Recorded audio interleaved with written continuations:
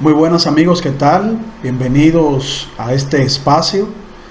He querido compartir con ustedes el análisis de una de las entrevistas más interesantes que he podido encontrar en las redes sociales. En este caso, la entrevista que haya realizado la comunicadora, también educadora sexual y publicista Elaine Félix, a la argentina de nombre Dolores Marego, quien es experta en enfoque de género o ideología de género del país hermano de Argentina.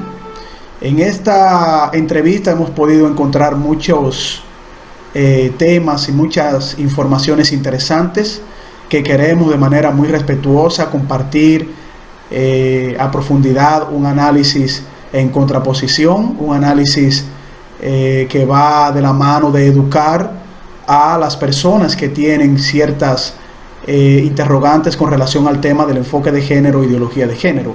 Y qué mejor de la mano de Elaine Félix, en quien compartimos muchas cosas en común, en muchos de sus planteamientos, pero que también de manera democrática decimos que en la parte del enfoque y en la parte de las terminologías que se dan en relación a definir lo que es la ideología de género o la perspectiva de género que llevan a una política de Estado para los fines de poder establecer una deconstrucción de estereotipos, pues en muchas cosas no compartimos.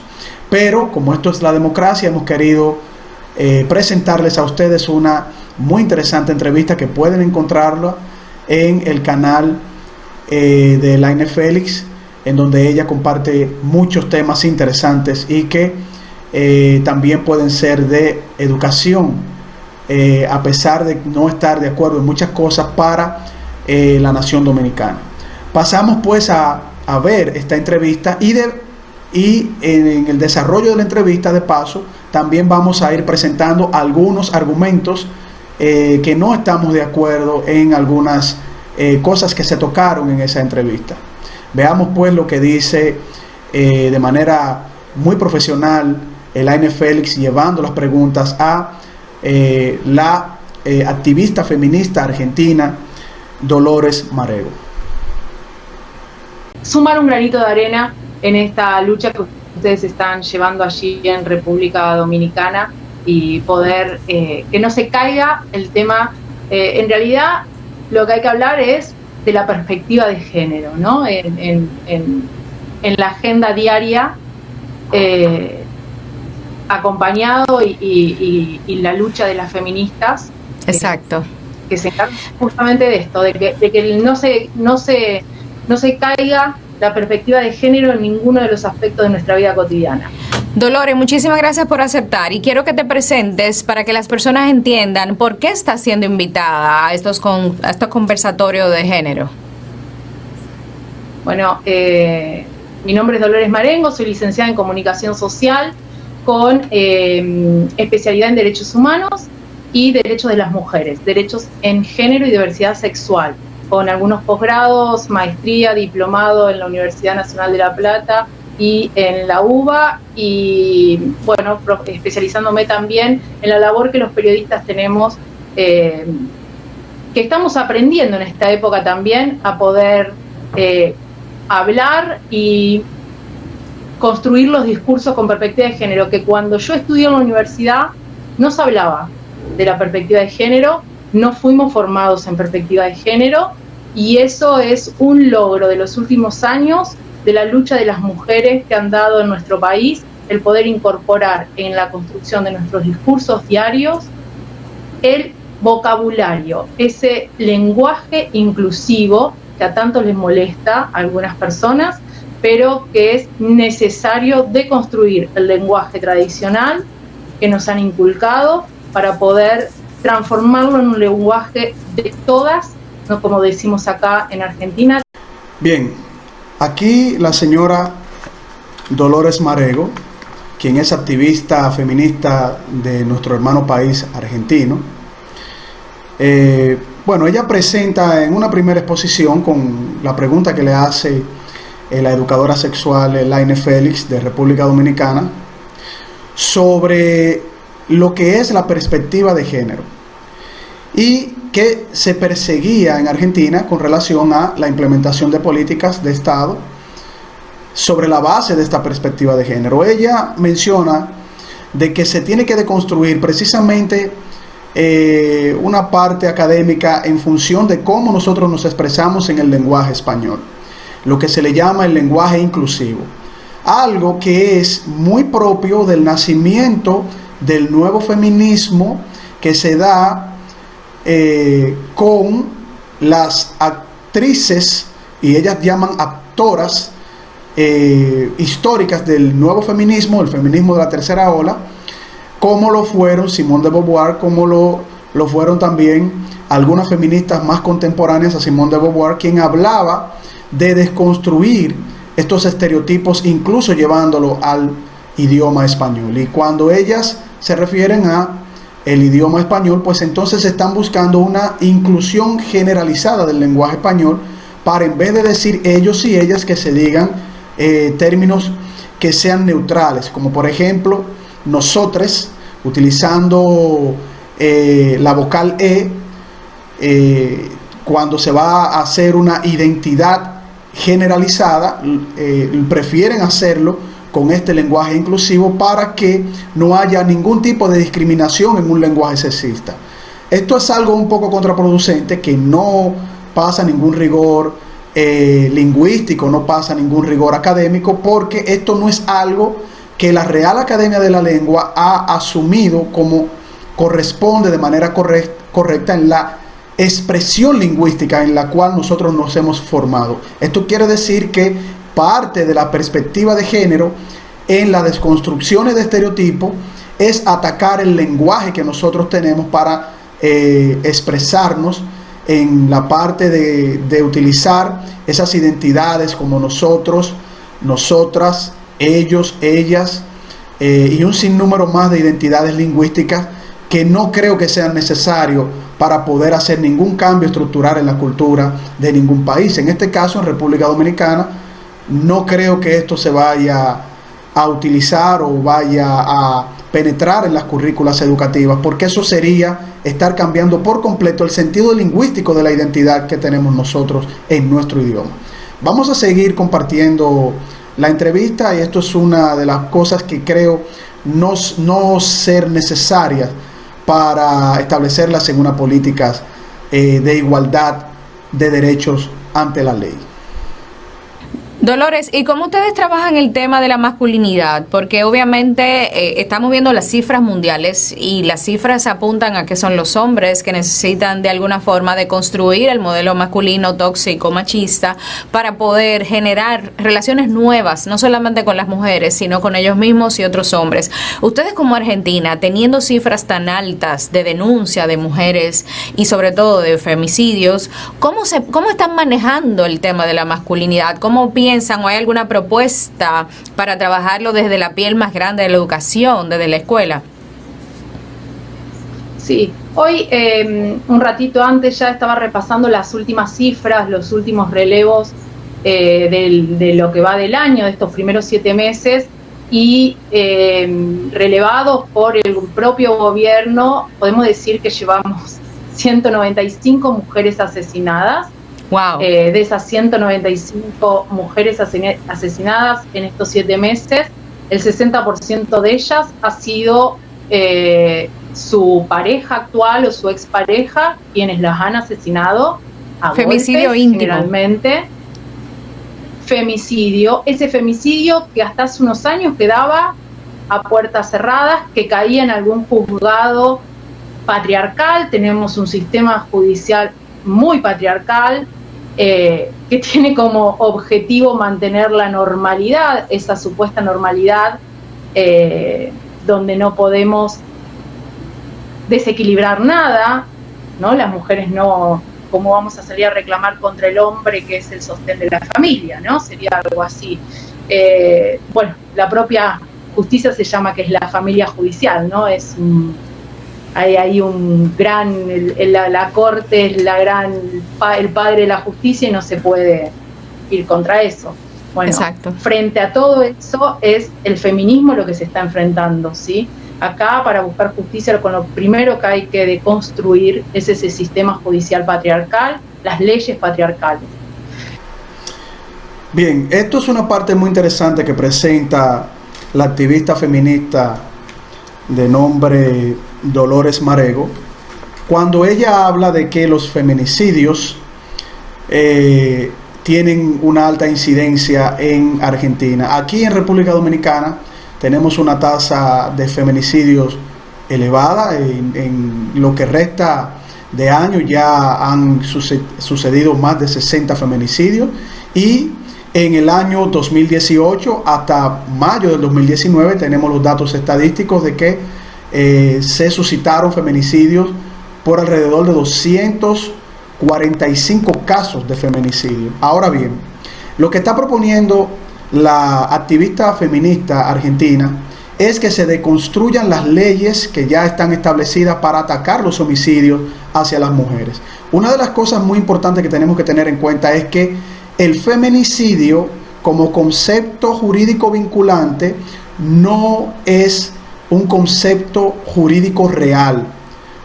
Este concepto surgió en los años de 1950 con las olas del tercer movimiento feminista, y que se buscó tipificar este concepto para decir que se estaban realizando asesinatos de mujeres por ser mujeres. Eso es algo que se tiene que tener muy en cuenta, porque en mi caso hemos hablado con muchos abogados tratando de entender este concepto y llevándolo de manera correcta a poder hacer una tipificación del concepto y que no incurra en un non sequitur, es decir, en una falacia lógica que no tiene nada que ver con los hechos reales del por qué se cometen homicidios contra las mujeres. Nadie mata a una mujer por el hecho de ser mujer, es decir, el hecho de que una mujer sea mujer y que un hombre la mate no se termina en la conclusión de que es por odio hacia su género o hacia su sexo, porque si no estaríamos hablando de persecuciones de hombres hacia mujeres que se convierten en casos de asesinos en series. Cuando un hombre se convierte en un asesino serial, lo hace por una motivación específica. En este caso sería por matar mujeres por el hecho de ser mujeres, y por eso es tan difícil aceptar el concepto feminicidio por el agravante de matar a mujeres por el hecho de ser mujeres. Es como decir alguien mata a hombres por el hecho de ser hombres, o decir las personas se están matando haitianos porque son haitianos. Eso sería homicidios o asesinatos por racismo, o lo que se dio en la Alemania nazi, cuando los nazis mataban a judíos por el hecho de ser judíos. Y esto sí está tipificado por asesinatos racistas, o asesinatos por religión, o asesinatos por un sinnúmero de vinculaciones jurídicas que no se corresponde al homicidio de mujeres, o en este caso feminicidio. Ahora bien, Elaine Félix, cuando habla de feminicidio, nosotros interpretamos de una manera ya, vamos a decir, que se utiliza en el argot popular, ¿no? De una manera popular, cuando alguien en su intimidad mata a su pareja por algún motivo emocional, o algún problema psicológico. Y entonces esto se tipifica de forma popular, vuelvo y repito, para identificar un asesinato o un homicidio hacia una mujer, hacia una fémina, y por eso se utiliza en término coloquial el concepto feminicidio, pero no es vinculante de manera jurídica para establecerlo como se establece de forma como las feministas lo utilizan en el concepto de matar a mujeres por el hecho de ser mujeres. Eso no tiene nada que ver. Eso es una falacia lógica que se utiliza, y es la falacia conocida como el non sequitur. Por el lado de desconstruir las leyes, como dice la activista feminista, eso no tiene ninguna razón de ser, porque ya las leyes establecen todo el peso de la ley a aquellos que incurren en asesinato hacia mujeres. Lo que se tiene que expresar es la correcta implementación y el correcto seguimiento a los asesinos, porque ya la ley tiene y establece todo el peso de su normativa legal a aquellos que son asesinos de mujeres, asesinos de niños, asesinos de niñas, asesinos de hombres. Eso está tipificado en la ley. Por lo tanto, el término de construir las leyes tampoco tiene algo concreto que se pueda llevar a cabo, porque ya las leyes reconocen los mecanismos legales y jurídicos que se van a implementar para esos asesinos de mujeres que son homicidas, y no en el caso conceptual del feminicidio de mujeres por el hecho de ser mujeres. Continuamos viendo esta interesante entrevista que está realizando Elaine Félix a su invitada argentina. Y entiendo que ustedes tienen una tarea muy alta para trabajar con los hombres, Dolores. No. Acá lo que no hay que caer son los argumentos que muchas veces o nos están endilgando desde los discursos más conservadores. A las feministas nos llaman las feminazis, cualquier tipo de argumento que nosotros creemos por el cual nos movilizamos, somos las feminazis, no podemos salir a la calle, no podemos andar desnudas, somos feminazis. El tema de las desnudez que ha aparecido en algunas marchas, y lo he visto en algunos de los programas ahí de República Dominicana, está sacado de contexto. Las mujeres acá en Argentina no es que andamos con nuestros senos al aire todo el día. Eso te quiero preguntar, porque hay una crítica a una línea del feminismo. Se habla de feminismo de primera ola, de segunda ola, de tercera ola, y se critica este feminismo que tenemos ahora como extremo, y se habla de una realidad que ustedes viven allá, de mujeres locas que salen desnudas, con los senos afuera, que son huelgueras. Háblame de eso. La guerra de los hombres, o que la armamos la guerra de los hombres. Esto iba cuando vos hablabas de construir las masculinidades. A ver, hacer una teorización hoy de las olas feministas es seguir con los argumentos falaces que los sectores más conservadores se agarran para poder desacreditar nuestras luchas actuales. Esos argumentos basados en una ciencia supuestamente seria desacreditando las demás ciencias, como la desacreditación que hay a las ciencias sociales, o tomando los argumentos biologicistas que son los argumentos para ellos normalistas, ¿no? Que son los que ayudan a mantener la normalidad que ellos de la sociedad, ¿no? Una normalidad que significa heteronormalidad, una tradición familiar que hay que mantener. Por eso hablan de que la homosexualidad está permitida cuando es de puertas para adentro, por ejemplo. Y bueno, conceptos como feminazis o que queremos armar la guerra con las mujeres, esos son con la guerra con los hombres, esos son los argumentos que nos tiran a nosotros. La deconstrucción que hay que hacer de esas masculinidades son las masculinidades patriarcales, ¿no? El sistema patriarcal, que engloba a también algunas mujeres que hemos sido criadas en un sistema patriarcal, ¿no? Mujeres que mantenemos ese sistema. Eso. Bien, aquí hay unos puntos muy interesantes. Si la pregunta de Elaine Félix fue una pregunta muy bien formulada, y Elaine Félix quiso tocar y llevar a su invitada de una manera muy profesional a que ella explicara los tres tipos de feminismo en la historia.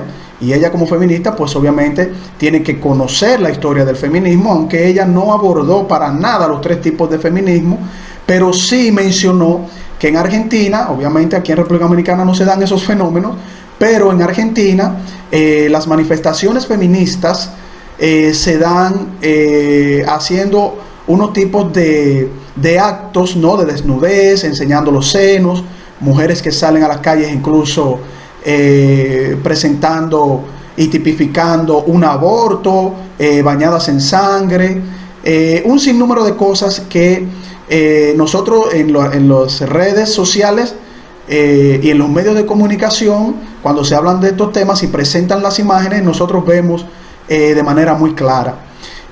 Aquí en República Dominicana, si ese fenómeno llega de esa manera, pues obviamente tendríamos que ver si los hombres reciben con los brazos abiertos ver a mujeres tan hermosas y elegantes como son las feministas en los medios de comunicación. Elaine Félix es una de ellas, para salir con los senos al aire, feministas como Farideh Raful, feministas como Miralba Ruiz, que hemos tenido el privilegio y el placer de compartir en su programa de radio. Pues eso sería todo una sensación en República Dominicana, ver estas mujeres con los senos afuera, porque lo que se está reclamando, conforme al argumento que está dando la invitada de Elaine Félix en su entrevista, es que ellas se les quiere como presentar algún tipo de presión para que ellas no salgan con los senos afuera, porque su cuerpo es de ella y la desnudez y eso. Y eso no lo hemos visto en Argentina, sino todo lo contrario. En Argentina, la mayoría de las manifestaciones, en casi todas las manifestaciones, se dan con este tipo de fenomenología. Aquí veremos si eso llega, pero no creo que nuestras feministas dominicanas se aventuren a presentar su cuerpo, porque su cuerpo es de ella, a enseñar sus senos para hacer algún tipo de reclamo por sus derechos. De hecho, no tiene ninguna validez ni ningún razonamiento que una mujer pida derecho enseñando sus senos y su cuerpo. Eso no cambiaría la realidad de las luchas que presentan la gran mayoría de mujeres conscientes en la República Dominicana. Ahora, pasando a la historia del feminismo, ¿no? Las 3 etapas del feminismo. Hay un feminismo de primera ola que se da en 1786 y su principal activista feminista fue una mujer cristiana que llevó los derechos y la lucha de los derechos de las mujeres en Inglaterra, precisamente basándose en los escritos de la Biblia. Es una paradoja que ese primer feminismo que da apertura, o ese primer movimiento feminista, que dicho sea de paso no se llamó feminismo en su primer momento, sino movimiento de derechos de la mujer, donde nace también el sufragismo, pues haya sido basándose en la palabra de Dios, cosa que las feministas de hoy en día atacan de manera agresiva todo lo que tenga que ver con el Evangelio y la palabra de Dios. Por eso, las que están investigando este tema y los que estamos investigando, y tenemos muchos años de investigación de este tema, tenemos que tener bien en claro cómo definir, cómo establecer las diferentes etapas en las que se vivió el feminismo en toda su historia. El feminismo nace buscando la igualdad de derechos, sustentándose en los mensajes del Evangelio de nuestro Señor Jesucristo. Y digo nuestro Señor Jesucristo porque no tiene nada de malo de que la mayoría de mujeres en las naciones como República Dominicana tengan una profunda convicción de fe.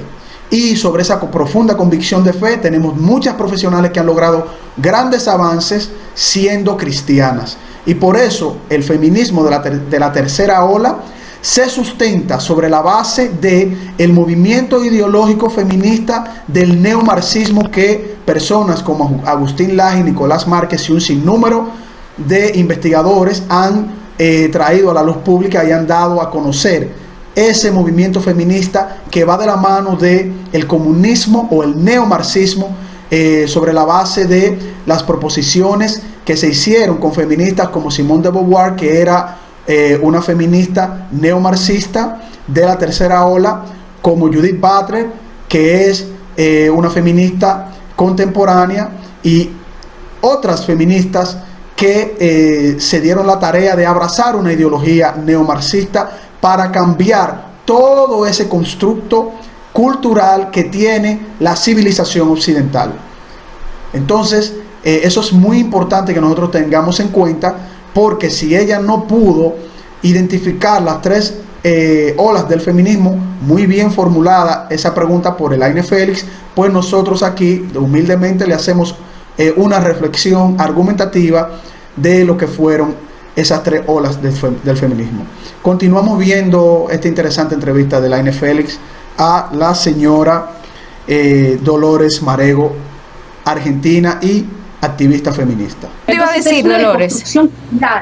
Es una deconstrucción cultural. Acá hay lo que pensar es que la masculinidad, que el poder que hoy se ejerce en una sociedad es un poder masculino, justamente porque ese poder masculino es el que reproduce el sistema patriarcal. En ese caso, Dolores, es importante que podamos deconstruir patriarcal, porque ese es otro tema que se está poniendo en juego y que dicen, no, es que eso no existe, eso es un invento, el patriarcado. Es importante que lo puedas explicar para que la gente pueda entender por qué y de dónde viene ese término. Bueno, a ver, Simone de Beauvoir lo explicó muy bien en su obra El segundo sexo, donde hablaba justamente del patriarcado como construcción social. Una construcción, a ver, el patriarcado se agarra de esas bases naturalistas donde existe un hombre y una mujer, y el hombre ejerce una superioridad con la mujer, cuando la mujer supuestamente estaría vinculado a aquello que es lo natural, a ser madre, a estar dentro de casa, al sector, a lo que es el ámbito privado, y no estaríamos preparadas para salir a la calle en busca de lo público, ¿sí? En aquello que es poder, la toma de decisiones y la legislación, ¿no? Estar a poder decidir sobre nosotros y sobre nuestro ámbito, ¿sí? Nuestra familia, poder tomar las decisiones. En eso está la base del patriarcado. Es necesario para cierto sector mantener ese patriarcado porque tienen miedo de perder el poder. Bien, aquí hay otra pregunta de la comunicadora, publicista y educadora sexual Elaine Félix sobre el patriarcado, el origen del patriarcado.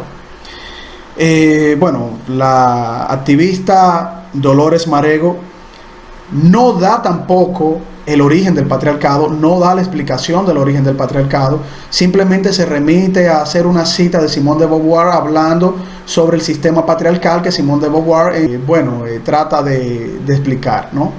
Simone de Beauvoir no habla del origen del patriarcado, sino que habla del sistema patriarcal. Bueno, pues el patriarcado no tiene un origen biologicista como pretende presentar la activista argentina. El patriarcado proviene de una sola cultura. El patriarcado es un concepto hebreo que viene de los patriarcas Abraham, Isaac y Jacob, y que ninguna otra civilización en la antigüedad utilizaba ese concepto de patriarcado. Es un concepto exclusivo del término judío, un concepto exclusivo que se toma para establecer una migración sobre la base de un líder que tenía que llevar históricamente un grupo nómada a través del desierto del Sinaí para establecerlos en una tierra llamada Canaán. En ese caso tampoco las feministas no tienen idea de lo que significa patriarcado. No tienen idea tampoco de lo que es mezclar un sistema biológico natural que le pertenece a la mujer para que sea madre, y que en ese proceso biológico natural la mujer tiene que asumir unos roles naturales para poder procrear, poder cuidar y poder llevar una maternidad para el sano desarrollo de su hijo, de su criatura, de su bebé. Cosa que es la naturaleza que le da esa facultad materna a la madre para que en un tiempo prudente la madre pueda criar a su hijo y que su hijo pueda sobrevivir, y así la prole y la descendencia puedan sobrevivir de manera natural y biológica en las sociedades humanas. El hombre no tiene esa capacidad natural biológica más allá de poder ser una ayuda idónea a la mujer para poder alimentar a la cría, poder alimentar a la madre en esos meses y en esos años que la madre tiene de manera natural, no de manera patriarcal, cuidar a los hijos, porque si no la raza humana se hubiese extinguido, no hubiese podido sobrevivir. Y lo que nosotros vemos en este movimiento ideológico de la ideología de género, de la perspectiva de género, es que las feministas desde su ideología, desde su perspectiva y desde su visión, no tienen una idea clara de lo que es la naturaleza de la mujer. No defienden a la mujer en ese sentido y por lo tanto fallan en poder explicar lo que es el patriarcado, lo que es el rol biológico natural de la mujer, lo que es el rol biológico natural de la madre, que solo la mujer lo puede ejercer, no lo puede ejercer un hombre, no lo puede ejercer un transexual, no lo puede ejercer un homosexual. Esto es algo exclusivo incluso de las feministas que no se quieren reconocer en su rol natural y biológico como madre. O sea que eso es algo también que es una falacia de categorización que realizan estas feministas. Yo quisiera verlo desde un punto de vista de que es una ignorancia sana que tienen y que no tienen un conocimiento científico, un conocimiento conceptual de lo que significa ser mujer, sus roles como madre, sus roles naturales en las sociedades humanas. Parece que no tienen un conocimiento exacto de lo que significa ser una mujer. Y tampoco tienen un conocimiento exacto de lo que significa el concepto patriarcal. Sigamos viendo entonces esta interesante entrevista con Elaine Félix. Exacto, ahí es que está el eje de esta lamentable lucha ideológica que tenemos. Dolores, ¿cuál es el escenario que tienen ustedes en Argentina con esta lucha que tenemos ahora mismo en República Dominicana de ideología de género versus política de género? Porque aquí esto es prácticamente reciente, pero me imagino que ustedes también han tenido las pinceladas. Obviamente ustedes tienen otro escenario, tienen un nivel educativo que tiene la perspectiva de género quizás un poco más evolucionada que nosotros, y es otra cultura. Quiero que tú me traduzcas qué están viviendo o qué vivieron con el tema de la ideología y versus la política de género. Bueno, nosotros tenemos que reconocer que tenemos una muy grande, ¿sí? Desde el voto femenino, un poco antes también, pero el voto femenino para nosotros fue un hito en la historia nuestra. Grupos feministas muy grandes que vienen teniendo un trabajo muy fuerte desde los años 70, que hoy continúan siendo referentes. Por ejemplo, desde hace unos años tenemos en agenda el tema del aborto. Bueno, las mujeres que empezaron por primera vez en nuestro país que con hablar del aborto vienen desde los años 50, 60 y 70 en una organización que se llama la Campaña por un Aborto Seguro, Legal y Gratuito. Nosotros tenemos esos referentes, ¿sí? Y nombro a ellas como un ejemplo. Después tenemos las mujeres anarquistas del siglo pasado, también tuvieron un trabajo muy fuerte. A ver, tenemos una tradición. Ha costado muchísimo llegar a donde estamos y todavía falta mucho camino por recorrer. Es verdad que el paso por las universidades, las universidades gratuitas en nuestro país ha tenido una impronta muy importante en lo que es la militancia estudiantil y en ellas las formaciones que tienen las mujeres organizadas en pequeñas comisiones o en agrupaciones que dan la batalla hacia adentro de la universidad y que han logrado cuestiones muy importantes. Estoy pensando hace más o menos una semana atrás, la UBA, que es la Universidad de Buenos Aires, la universidad más importante del país, la Facultad de Ciencias Sociales de esa universidad, de la UBA, declaró que que se permitía que todos los trabajos académicos puedan ser entregados con lenguaje inclusivo. Esto quiere decir, por ejemplo, el uso de la E. Y para una universidad que tiene una historia tan conservadora, ¿sí?, como ha sido la UBA, es un logro muy importante. Sin embargo, queda mucho por hacer, ¿sí? Exacto. La educación es fundamental, es una pata importantísima, ¿sí?, para la formación con perspectiva de género. Y a mí me gusta hablar justamente de perspectiva de género y no de ideología, porque el concepto de ideología yo no le tengo miedo, pero sí se usa y fue apropiado por sectores de conservadores, sectores de la derecha, para desnostar peyorativamente lo que es la ideología. Entonces, para hacer una diferencia, yo prefiero hablar de perspectiva de género, que esa perspectiva nos atraviesa en todos los ámbitos de nuestra vida. Todo lo que nosotros hacemos lo tenemos que hacer con perspectiva de género. Por supuesto que tengo ideología, y esa ideología es la de la libertad a las elecciones y orientaciones que cada uno de nosotros querramos tener y realizar, y sobre todo ser dueños de nuestros propios cuerpos. Pero lamento mucho que el concepto de ideología sea tan denotado y peyorativo últimamente. Bien, aquí la feminista activista argentina Dolores Marego dio en el clavo. Fue muy honesta ante la pregunta de Laine Félix, porque Laine quería separar lo que era política de género, perspectiva de género, con ideología de género. Y ella reconoce que la ideología de género es perspectiva de género y viceversa. Desde un enfoque, una perspectiva de género, se utiliza de manera ideológica y de manera, vamos a decir, filosófica, porque realmente eso es lo que implica un conjunto de ideas sobre la base de una ideología. Se utiliza la ideología de género. Entonces aquí ha sido bien claro, bien honesto de parte de la feminista, activista argentina, de que la ideología de género es perspectiva de género. O sea que ustedes ya atravesaron esta lucha, pero me imagino que no tuvo la fuerza que aquí tiene.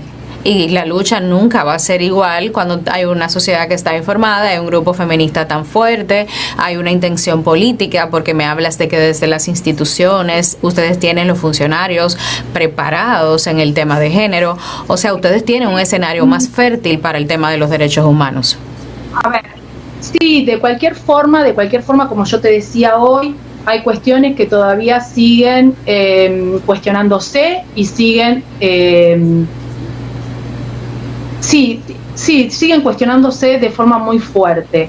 La Iglesia Católica, la ideología católica, porque también es una ideología, sigue presionando muy fuerte al Estado argentino. El Estado argentino, vamos a decirlo, mantiene o subvenciona de alguna forma, pasándole, creo que son alrededor de 177 millones por año a la Iglesia Católica, lo cual ejerce un fuerte poder la Iglesia Católica en nuestro país, en algunas provincias como las del norte, en algunas regiones de nuestro país, con más poder que en otras.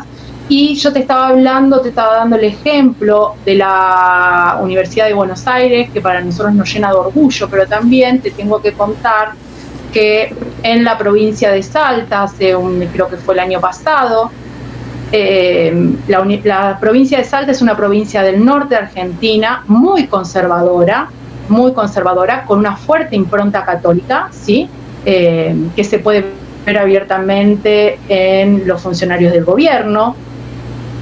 Esa provincia quiso implementar obligatoriamente en las escuelas públicas la educación cristiana, apostólica y romana, y llamó un plebiscito en la sociedad, un plebiscito para que las personas opinaran si estaban de acuerdo o no. Tengo que contarte que el 90 o más del 90, creo que era algo del 91, 92% de la población votó a favor de la incorporación obligatoria de la educación católica, ¿sí? En las escuelas públicas, no estamos hablando de escuelas católicas, estamos hablando de las escuelas públicas, que por constitución la escuela pública tiene que ser laica y gratuita. Eso te iba a preguntar, ¿ustedes tienen en constitución el Estado laico? Exactamente. Nosotros por constitución tenemos el Estado laico. Sin embargo, el Estado subvenciona a las iglesias, no solamente a la Iglesia Católica, ¿sí? Pero la Iglesia Católica es una de las más fuertes en nuestro país. Quiero aclararte igual que en la provincia de Salta no logró incorporarse la educación católica en las escuelas públicas porque la Corte Suprema de Nación, la Justicia Federal, dictaminó que era inconstitucional el llamado a un plebiscito porque justamente la Constitución nos indica que la educa. Sin embargo, tenemos el 90% de una población no menor que está en contra de la ley de educación sexual integral, sí obligatoria, y a favor de la educación católica. Es preocupante. Digamos, o sea que ustedes siguen luchando con el tema de una inclusión en la educación sexual en el proyecto académico, en el currículum académico de los argentinos de manera gratuita. Está aprobado por ley. Las escuelas tienen por ley que incluir en su currículo la educación sexual integral, ¿sí? La ley ESI, la Ley de Educación Sexual Integral. Sin embargo, vemos reticencias de algunos maestros, pero más de algunos padres, que se han juntado violentamente en las escuelas para negarse a que esa educación sea brindada a sus hijos bajo el lema de con nuestros niños no. Ok. ¿Sí? Ok, o sea que tenemos un escenario parecido. Sí, en ese sentido es muy difícil. Batallas ganadas, y creo que una de las mayores batallas es la visibilización, como te decía al principio, pero nos falta mucho camino por recorrer también. Bien, aquí hay unos puntos muy interesantes y también muy delicados que tenemos que tocar y analizar. La activista feminista argentina, la señora Dolores Marrego, indica que en Argentina se hizo un plebiscito para que se pudiese presentar la opción de dar una educación sexual fomentados en valores cristianos. En este caso, la Iglesia Católica presentó una propuesta para que la educación sexual pudiese ir de la mano de los valores cristianos que presenta la nación argentina. Obviamente, hubo una contraposición a que se llevara a cabo esto con el argumento de que Argentina es un estado laico, lo cual vamos a tocar estos puntos para demostrar de que Argentina no es un estado laico. Pero a pesar de que en ese plebiscito se consiguió un 95% de la población a favor de que se lleve una educación fomentada en valores cristianos, la parte de el análisis constitucional falló en contra de este plebiscito y fue en contra de los deseos democráticos de la nación argentina, porque cuando estamos hablando de un plebiscito y que su población está sobre un 95%, de manera democrática se debe de escuchar el pueblo, pero sobre la base del argumento de que esto falla en contra de ese plebiscito porque el Estado argentino es un Estado laico, es una falacia de categorización. ¿Por qué? Porque el Estado argentino no es un Estado laico, así como el Estado dominicano no es un Estado laico. Un Estado laico es todo Estado que de manera rotunda y definitiva evita tener una identidad religiosa en ninguno de los estamentos de Estado, en ninguno de los ministerios, en ninguna de las instituciones gubernamentales. No se puede tener ninguna identidad religiosa, ninguna identidad de ninguna religión. Y en este caso, el Estado argentino, así como el Estado dominicano, tienen unos fundamentos constitucionales que demuestran una identidad nacional sobre la base de los valores cristianos. De manera que un Estado que tenga identidad cristiana no puede ser llamado Estado laico. Y República Dominicana tiene sus símbolos patrios conforme a la identidad cristiana. Tiene una Biblia en el centro del escudo y tiene un eslogan patrio donde se menciona primero a Dios, luego a la patria y luego a la libertad. Pero sobre todo, en la Ley General de Educación de la República Dominicana establece que la educación dominicana se debe segmentar, sobre la base de los valores cristianos. Por eso aquí, la amiga que fue entrevistada por Elaine Félix comete errores jurídicos constitucionales de su propio país y desconoce los conceptos jurídicos constitucionales de la República Dominicana. Yo espero que Elaine Félix, por respeto a la entrevista, no le quiso mencionar esos fundamentos patrios de nuestra Constitución y esos fundamentos académicos que tiene la Ley General de Educación, que ella debe de conocer muy bien como educadora sexual. Pero es una entrevista magnífica, una entrevista muy bien llevada por la educadora sexual y comunicadora Elaine Félix, como siempre, porque ella es una muy buena comunicadora y lleva muy bien estas entrevistas. Continuemos viendo la entrevista que le realizara Elaine Félix a la activista feminista argentina Dolores Marrego. ¿Cuáles son las propuestas que tú tienes desde tu segmento? Porque yo sé que tú manejas muy bien el tema constitucional, te manejas mucho el tema de los derechos humanos, el tema también de género. Háblame de la propuesta que tú ves en este escenario, porque es un escenario que abarca la región, tenemos parte de Europa también, donde de alguna forma en Latinoamérica se han sentado las bases para esta división tan fuerte, porque en Europa no se ha podido conseguir este escenario. Tenemos culturas diferentes, tenemos una generación de personas que tienen un nivel de información en derechos diferente, y creo que eso también ha impactado en el nivel de reacción de las masas frente a este tema. ¿Cuáles son las propuestas que tú nos puedes hacer desde Argentina para poder mejorar el escenario social y que en vez de discusiones personales se convierta en una discusión social donde se genere un cambio, porque las cifras no son lindas? No, las cifras no son lindas en ningún lugar.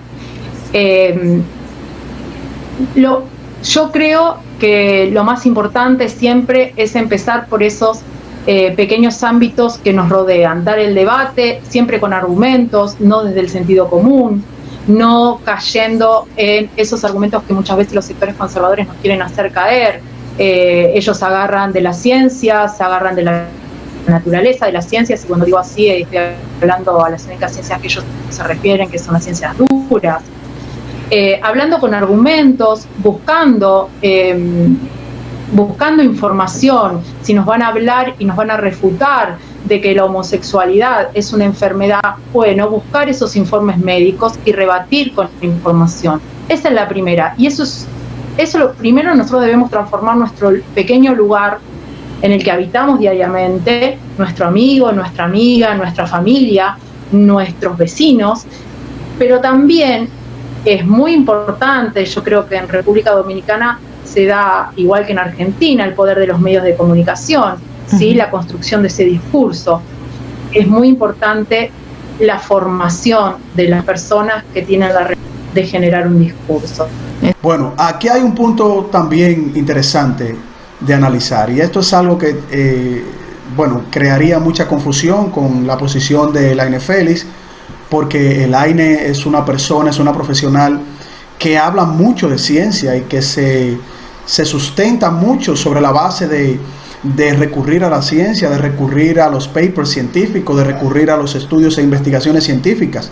Y aquí la activista feminista Dolores Marrego está diciendo que aquellos que están en contra de las propuestas que presenta este feminismo que defiende la ideología de género sobre la base de esta perspectiva de género, lo hacen sobre las ciencias duras, sobre la base de las ciencias que estudian el comportamiento de la naturaleza, ¿no? Cuando hablamos de este tipo de ciencias nos estamos refiriendo, me imagino yo, ella también, a las ciencias biológicas. Y si nosotros dejamos de lado las ciencias biológicas y dejamos de lado las ciencias duras, pues todo el debate, toda la discusión, toda la investigación, todas las propuestas académicas se van a ir a pique, se van a ir por una pendiente. Y Elaine Félix, que ella de manera muy acertada menciona que se deben tener propuestas sobre la base de las investigaciones científicas, me pareció muy extraño que dejara pasar ese rolling. Me pareció muy extraño que ella no ubicara en ese momento que toda la academia, toda la base académica se debe sustentar sobre las investigaciones científicas más concretas, que son las investigaciones de biología, de genética, de embriología, las investigaciones de física, las investigaciones de las reacciones químicas, para tratar de anteponer una ciencia que es muy discutida y que es muy subjetiva, que es sobre la base de las ciencias sociales, porque las ciencias sociales son muy cambiantes debido a que estudian el comportamiento de el desarrollo de las civilizaciones, y el desarrollo de las civilizaciones son muy subjetivas, incluso en la parte ética. Decir que los argumentos son biologicistas porque se sustentan sobre la base del estudio de la biología, del estudio de la genética, del estudio de la embriología, es jalar por lo moño un argumento sin ningún fundamento académico. O sea, lo siento ahí en esa parte, estoy completamente en contra de ese argumento, ¿no? De decir que los argumentos de aquellos que están en contra de la ideología de género son fundamentados sobre la base de las ciencias duras, sobre la base de las ciencias biológicas.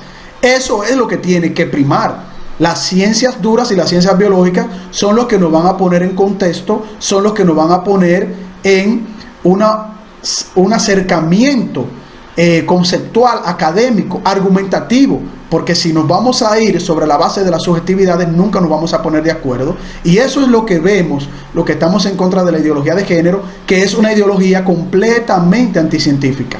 Y ahí ella lo está dando a reconocer, aunque debo destacar que Elaine Félix, como comunicadora y educadora sexual, ella está muy bien sustentada y fundamentada en la defensa de las ciencias duras, las ciencias biológicas, porque le damos seguimiento y entendemos de que ella trata de llevar en todo momento el discurso de la investigación científica. O sea que ahí hay una profunda contradicción en la feminista invitada y Elaine Félix, que en muchas ocasiones habla de la ciencia.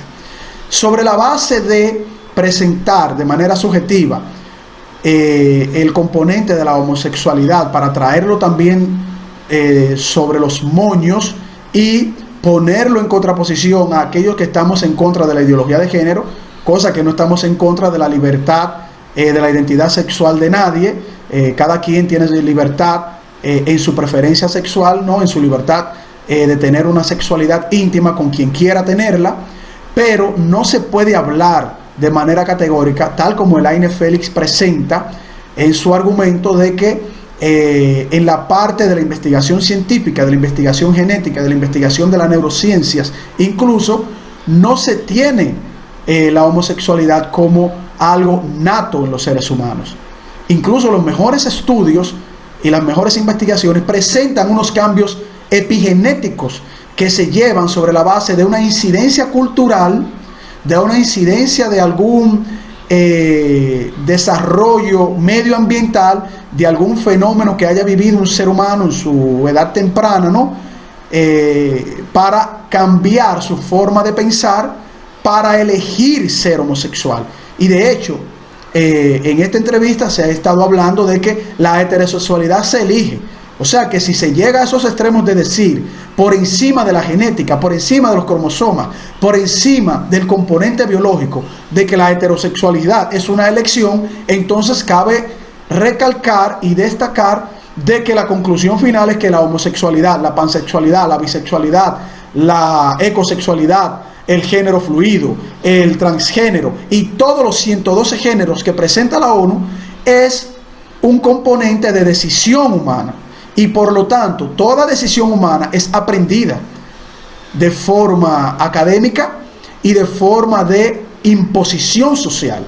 Por lo tanto, eso es uno de los peligros que presenta la ideología de género en una currícula educativa y en una incidencia social, porque si es una condición de una aceptación o de una decisión, esto sería un peligro para los niños, que ya se ha demostrado en muchísimas investigaciones y estudios de que la disforía de género en niños se da a muy temprana edad y que sobre el 85% puede hacer en las niñas que logre reconocer su identidad sexual de manera cromosómica, de manera biológica, y más del 95% en los niños. Por lo tanto, es a los niños que tenemos que proteger de una incidencia ideológica y de una incidencia que pudiese ser sociológica, presentando un componente que pueda llevar a un niño o a una niña a tomar una decisión equivocada sobre la base de una distorsión o una confusión sexual. Sigamos viendo lo que nos siguen diciendo en esta interesante entrevista. Exacto.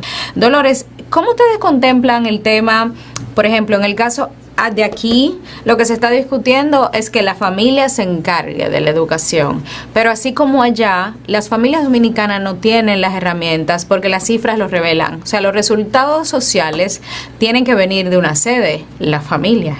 Entonces, cuando mejoramos a la familia, mejoramos las cifras. Por lo que nosotros te preguntamos, o yo te pregunto, ustedes tienen el mismo escenario, ustedes tienen unas cifras de violencia bastante feas y tienen una lucha muy parecida a la nuestra. ¿Cuáles son los mecanismos para la familia que tú propones, porque muchas familias dicen no son los valores, pero las cifras demuestran que no son los valores, porque los chicos saben muy bien cuando se están portando mal o cuando están, vamos a decir, bloqueando un mensaje de la familia para accionar y que se traduzca en un comportamiento de riesgo. ¿Qué tú me dices o qué tú le dices a las familias cuando dicen con mis hijos no te metas? ¿Cuáles son las sugerencias? La educación es responsabilidad del Estado, ¿sí? Si hay una Estado, puedo asegurarte que hoy en nuestro país los chicos más chicos vienen mucho más preparados que nosotros, y en esa mesa familiar constituida, bien constituida, hoy vamos a hablar de aborto, porque a mí con 12, 10 años me preocupa. O la niña de 4 o 5 años que le dice al papá, yo hoy me baño sola, ¿sí? Entonces, la primera responsabilidad de la educación es el Estado. Eso de que los niños son de la casa y que vayan nada más que a aprender matemática y ciencias naturales, no. Eso también sucede aquí, eso también muchas familias, muchas organizaciones conservadoras están pretendiendo que ese discurso siente raíces más fuertes, el hecho de que son mis hijos y los educo yo. No es así. Hay una educación pública y gratuita, hay un programa nacional, una currícula que aún los colegios privados deben seguir en nuestro país, y eso debe ser así. Las familias, muchas veces el cambio empieza por los niños, eso es verdad. Y lo que después creo... No, está bien. Sígueme diciendo. No, más o menos era eso. Yo quería redondear esa idea de que los padres no son los propietarios de sus hijos, ¿sí? Cuando estamos hablando de que los cuerpos no les pertenecen, es también pensar que los niños no les pertenecen, de que hay un Estado responsable que tiene que velar, y una de esas responsabilidades es la educación. Bueno, en este punto, y ya estamos casi terminando el análisis de esta interesantísima entrevista que le realizó Elaine Félix a la activista feminista, experta en género, Dolores Marrego. Aquí hay un punto que es innegociable. Esto es algo que es muy peligroso, es algo muy delicado. Elaine Félix le pregunta qué podemos hacer aquí en República Dominicana, cuáles serían sus sugerencias, ella como experta en género, y ella está dando la matriz, ella está dando el componente principal de lo que significa la imposición ideológica de la ideología de género, y es el componente que nosotros no estamos de acuerdo y que nosotros defendemos en todo momento con el eslogan "con mis hijos no te metas" en República Dominicana, en otros países e incluso en Argentina. Cuando ella declara que los niños no les pertenecen a sus padres, que los niños le pertenecen al Estado, ella está hablando de neomarxismo cultural. Esa era la tesis que presentaba Marx y Engels cuando decía que las instituciones y todo el componente social y desarrollo social pertenecía al Estado. Y también presentando desde este punto de vista y desde este argumento completamente vacío, o sea, sin ningún fundamento ético, sin ningún fundamento académico, y desconociendo incluso lo que proponen las constituciones de nuestros países, presentando de que es el Estado que sería el pleno dueño de los niños, el pleno dueño de la educación de los niños, quitándole y coartándole la libertad a los padres, la patria potestad y el derecho a educar de manera ética y de manera filosófica y de manera incluso académica a sus hijos. Aquí es que está el peligro de la ideología de género, y qué bueno que esta activista feminista argentina haya sido honesta con Elaine Félix, le haya dado una respuesta contundente y nos haya aclarado mucho más lo que se persigue detrás de estas perspectivas de género, de estas políticas de Estado que son totalitarias y que buscan quitar y desarraigar incluso las constituciones de los países. Hay que recordar, y creo que Elaine Félix, como buena investigadora y como excelente comunicadora que es, de que nuestra Constitución en su artículo 63 establece de manera taxativa y categórica que son los padres que tienen la responsabilidad de la educación de sus hijos.